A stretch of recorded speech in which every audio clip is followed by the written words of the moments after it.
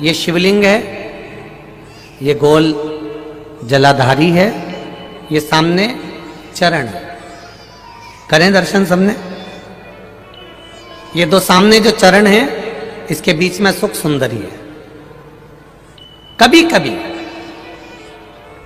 विशेष कोई अवसर आए, सोमवार की अष्टमी पड़ जाए या कोई विशेष प्रदोष का दिन पड़ जाए और आपको लग रहा हो कि मेरा महादेव को मैं जल चढ़ाते चढ़ाते इतना समय हो गया, मेरा महादेव नहीं सुन रहा, तब कभी कभी ऐसा मन में आए कि क्यों नहीं सुन रहा, तब लोटा भरकर जब जल लेकर जाओ, गणेश जी को चढ़ाया और सुख सुंदरी को चढ़ाया, षडानंद कार्तिकेय को चढ़ाया, माँ जगत जननी जगदम्बा माँ पार्वती को चढ़ाया, वही जल ले जाकर बेलपत्री के वृक्ष पर चढ़ाया। शिव जी को अर्पण नहीं कर पाए। और सरल भाषा में समझ लो इसको, किसी किसी माता को आपने देखा होगा, किसी किसी व्यक्ति को आपने देखा होगा कि वो शिव मंदिर में जाता है, शिव जी को भले जल नहीं चढ़ाता है, पर शंकर भगवान के मंदिर में जाकर इतनी सफाई कर देता है, जहां शंकर भगवान का कहीं बेलपत्र वगैरह पड़ा हुआ है उसको उठाएगा, बीनेगा, फिर यहाँ से धोएगा, श्रृंगार करेगा, यहाँ से साफ करेगा, साफ करके जो पानी जा रहा है वहां साफ करेगा, साफ करके एकदम क्लीन करके फिर शंकर भगवान को पोंछ कर स्नान कराकर जल चढ़ाकर फिर उनका श्रृंगार करता रहता है। कभी कभी आपके साथ में भी ऐसा हुआ होगा, आपने भी करा होगा, ऐसा नहीं कि नहीं करा। कभी कभी सब दूर सफाई के बाद शिवलिंग की सफाई करना भूल गया या शंकर जी के शिवलिंग पर जल चढ़ाना भूल गया, जल चढ़ाकर आ गया। अब आ तो गया, पर चिंता देवादिदेव महादेव को लग गई। मेरा था, भक्त था, उपास करता था, शिवरात्रि का व्रत करता था, पशुपति व्रत करता था, सोमवार सावन के करता था, 16 सोमवार करता था, पर आज इसको ना जाने क्या हो गया कि ये मेरे ऊपर जल ना चढ़ाकर सब दूर जल चढ़ाकर चले गया। देवादिदेव माता पार्वती जी से कह देते हैं, सुन पार्वती, अगर कोई भूलवश भी मुझ पर जल चढ़ाना भूल जाए और तेरे हस्त कमल पर जल चढ़ा कर जाए, तो पार्वती जितना फल मैं प्रदान करूं उससे दुगना फल तुझे प्रदान करना है। यह शिव कह रहे। और एक बात का और स्मरण रहे, खाने के लिए जो बेलपत्र हम जी भगवान हम जो बेलपत्र खाते हैं भगवान शंकर पर चढ़ी हुई, वो 3 की बनी हुई एक बेलपत्र वाली नहीं खाना। कई बेलपत्र आपने देखा होगा कि 3 की एक वाली भी रहती है, कि वो तीनों एक जैसी रहती है, इस तरह से दिखने लगती है। वो देखिए आप लोगों ने, 3 की एक दिखती है, वैसी नहीं। बेलपत्र जो 3 पत्ते की होती है, फिर अच्छे से समझ लेना, जो 3 पत्ते की बेलपत्र होती है, उसी बेलपत्र को शिवजी पर चढ़ाकर उसी बेलपत्र का सेवन करना चाहिए। और एक बात और अच्छे से समझ लो, अगर बेलपत्र खाने से मुख में छार आ रहा हो, जीवान क्षारित हो रही हो या छाले पड़ रहे हो, किसी किसी को सहन हो पाता है, नहीं हो पाता, तो हफ्ते में 2 हफ्ते में एक बार खा सकते हो। वो भी हो तो बेलपत्र को सुखाकर या बेलपत्र की गोली बनाकर पानी से निगल भी सकते हैं, पर उसका जो प्रयोग है, उसका जो आनंद है, वो आनंद ही देगा, उसका फल मिलेगा।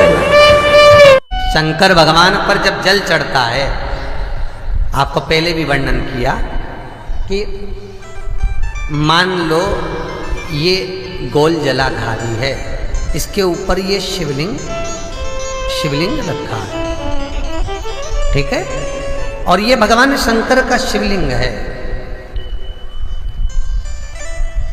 ये 2 चरण जहां से बीच में से पानी जमीन पर जाता है, यहां चढ़ाओगे शिवलिंग पे पानी, ये चारों तरफ घूमने के बाद ये नीचे जाएगा। अब आपको पहले भी कहा, ये 2 चरण जो हैं, सीधे भाग में गणेश जी का स्थान है, उल्टे भाग में कार्तिकेय का स्थान है। जहाँ शिवलिंग रखा हुआ है, ये पार्वती जी के हस्तकमल हैं, और बीच में एक मोटी सी लाइन है, जहाँ से पानी नीचे गिरता है, मोटी सी लाइन है, वो अशोक सुंदरी का स्थान है।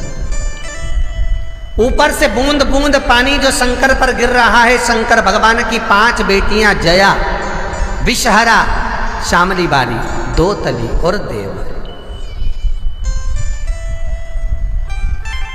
शंकर जी को जल चढ़ाने का नियम, शंकर जी को जल चढ़ाते हैं तो पहले जो जल चढ़ाया जाता है, जहाँ गणेश जी का स्थान है पहले पानी वहाँ चढ़ाइए, फिर कार्तिकेय जी के स्थान पर चढ़ाइए, फिर अशोक सुंदरी की जगह चढ़ाइए। कटी भाग जहाँ पार्वती जी का हस्त कमल है गोल, शंकर जी के शिवलिंग पर आसपास जल चढ़ाइए। जल चढ़ाकर फिर शंकर के शिवलिंग पर जल चढ़ाइए। जलाधारी हो फिर उसमें जल चढ़ा दीजिए। आते आते नंदीश्वर पर जल चढ़ाइए। फिर बाहर निकलते हुए चौखट पर 2 बूंद पानी चढ़ाकर फिर भगवान शंकर के मंदिर से आ पाइए। जल चढ़ाने का नियम। 3 मार्ग से भटकता है, किसी अन्य स्त्री के चक्कर में आ जाए या कोई अलग जगह उसकी व्यसनता, उसकी दोस्ती बढ़ती जा रही है, जुए में रमने लगा है, गलत कर्म में जाने लगा है, उस पति को सही मार्ग पर लाने के लिए ताने नहीं दिए जाते, गाली नहीं दी जाती, झगड़ा नहीं करना चाहिए। एक काम करना चाहिए, जहां पर शिव पंचायत बैठी है, भगवान विष्णु, जगदम्बा, भोलेनाथ, ये शिव पंचायत के अंतर्गत, गणेश जी ये पंचायत के अंतर्गत ये आते हैं शिव पंचायत। तो शास्त्र कहता है जिस मंदिर में शिव पंचायत बैठी हो उस मंदिर में देवी जी के सामने एक पान के पत्ते पर अपनी कामना कर कर पति जिस नारी या किसी के चक्कर में फंसा हो उसका नाम लेकर, पति का नाम लेकर, एक पान के पत्ते में देवी के सामने माखन रख दो, दूसरा पत्ता मंदिर के पीछे उसमें भी माखन रख दो। महाराज कुछ बोलना नहीं है, चालना नहीं है, पति को यहां जरूर कामना करना शिव पंचायत। और पंचायत में जाकर, जगत की पंचायत में पंचायती नहीं करना, शिव पंचायत में पहुंचकर अपनी बात पंचों के सामने रख देना। बस 3 महीना इंतजार करना। ऐसी फूट पड़ती है, ऐसी फूट पड़ती है कि वो एक दूसरे का मुंडा ही नहीं देखे, बापड़ा, और वो सामने आए नहीं, वो चप्पल लेके दौड़े, और वो कुछ बोले तो वो गाड़ी लेके धुने। बस अपने चाहिए ही क्या, अरे बोला तो सही है, बस बात खत्म। वो उधर झगड़ा करे, इन्हें प्रेम बढ़े। अब कई माताएं कहती है गुरुजी हमने तो देवी जी के मंदिर, अरे देवी जी के मंदिर, शिव पंचायत में अपनी बात पंचों के सामने पहुंचना चाहिए। पंचों के सामने पहुंचेगी तब तो काम होगा।